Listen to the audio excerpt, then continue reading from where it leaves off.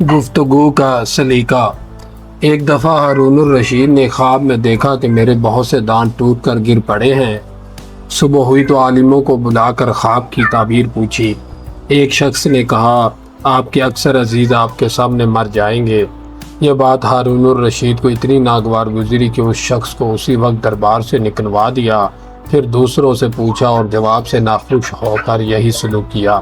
آخر ایک موقع شناس درباری نے عرض کی، جہاں پناہ، حضور کا خواب بہت مبارک ہے، جس کی تعبیر یہ ہے کہ خدا حضور کو ایسی لمبی عمر عطا فرمائے گا کہ حضور کے جیتے جی شاہی خاندان میں شادی اور غم کی اکثر رسمیں انجام پائیں گی۔